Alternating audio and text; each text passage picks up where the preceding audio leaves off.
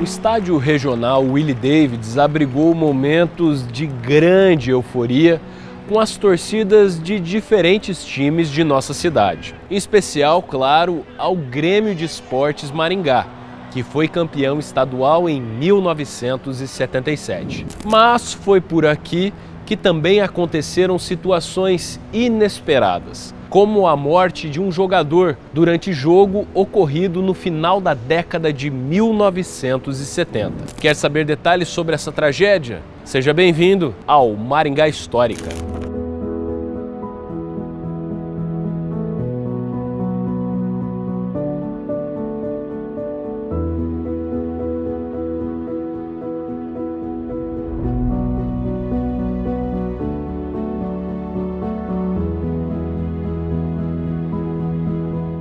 O Grêmio vinha fazendo uma boa competição.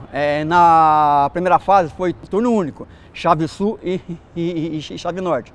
E o Grêmio tinha que ter uma afirmação dentro da competição já, né? Isso era o pensamento já, porque o time já estava praticamente entrosado já, né? Aquela partida aconteceu em 17 de setembro de 1978. Era mais um domingo que o estádio regional Willie Davids recebia grande público, composto de torcedores ainda extasiados pela boa campanha que o Grêmio de Esportes Maringá havia feito no ano anterior, quando conquistou a Taça do Paranaense. O alvinegro enfrentava o time da capital, o Colorado Sport Clube. O marcador indicava 0 a 0, provando o equilíbrio daquela partida. A alegria de mais uma tarde no estádio seria transformada rapidamente em tristeza, quando uma tragédia ocorreu diante dos olhos de milhares de torcedores. Aos 38 minutos do primeiro tempo,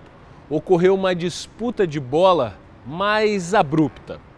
Para se desvencilhar do carrinho, Nivaldo do Maringá saltou por cima do adversário, Valtencir, que acabou levando a pior. O jogador do Colorado ainda se contorceu no chão, mas o choque do joelho de Nivaldo contra a sua nuca foi fatal.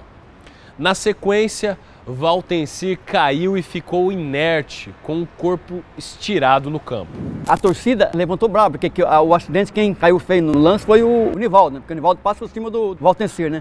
Mas a gente nunca ia imaginar que ele tinha acertado o pescoço do Valtencir, sem querer. A torcida levantou, aquele jeito do torcedor, né? Bravo, xingando o juiz, dá cartão, né?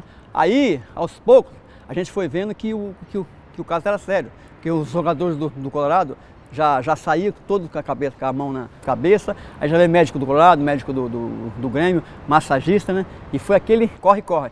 E a torcida já começou a calar, a ficar calma, né? O goleiro do Colorado, Alexandre, ele deu um tapa na rede que rasgou a mão dele, fez 6 ou 7 pontas na mão, né?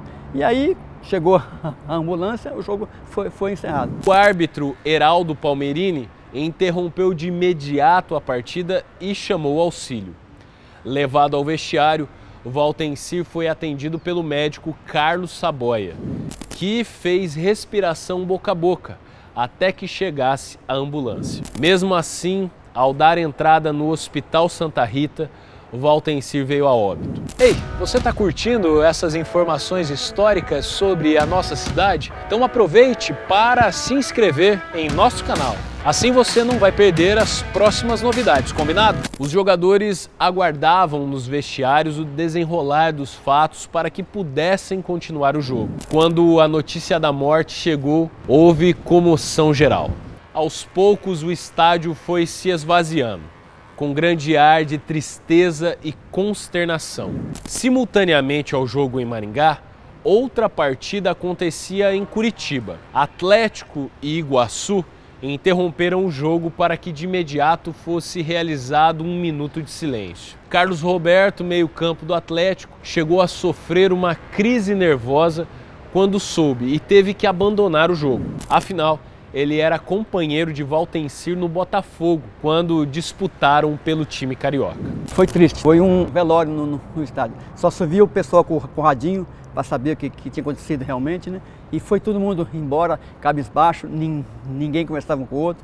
Foi muito triste aquela tarde em Maringá. Transportado num táxi aéreo, O corpo de Waltencir chegou a Curitiba às 19 horas e 45 minutos daquele dia, sendo levado em seguida para o Instituto Médico Legal. Às 20 horas e 25 minutos, terminou a autópsia, constatando-se como causa da morte fratura e luxação na região cervical, além de rompimento da medula. O corpo de Waltencir foi transportado então para a capela da reitoria da Universidade Federal do Paraná, antes de ser levado em definitivo para o Rio de Janeiro, onde foi sepultado no dia 18 de setembro, em Niterói, cidade que morava com a família. Mais de 500 pessoas compareceram indignados à cerimônia de despedida de Waltencir. A autópsia constatou 3 fraturas na coluna cervical e ruptura dupla na medula. Entre os amigos de Waltencir estavam vários jogadores: Carbone, Gerson, Roberto Miranda, Osmar, Luizinho e também o presidente do Botafogo, Charles Borer. Zico, do Flamengo, representou a Associação dos Atletas Profissionais de Futebol.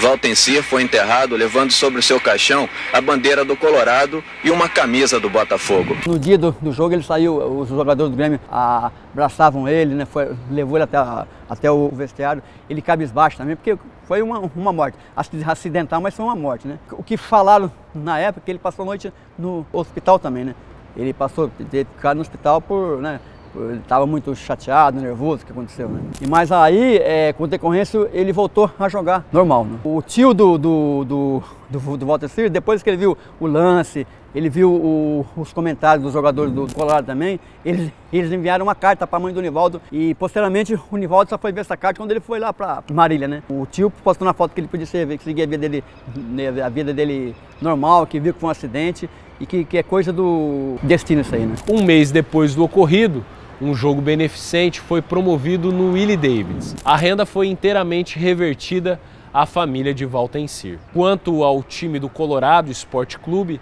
anos depois ele se fundiu ao Pinheiros e originou o Paraná Clube. Waltencir Pereira Senra havia iniciado a sua carreira no Tupi, de Juiz de Fora, em Minas Gerais, cidade que nasceu em 11 de novembro de 1946. Então, com 31 anos, quando da tragédia, já havia atuado como lateral esquerdo e zagueiro no Botafogo durante 9 anos, sendo bicampeão em 67 e 68. Ainda chegou a jogar na seleção brasileira e na Venezuela. Sua transferência para o Colorado, no Paraná, ocorreu no primeiro semestre de 78, próximo do fim de sua atuação profissional.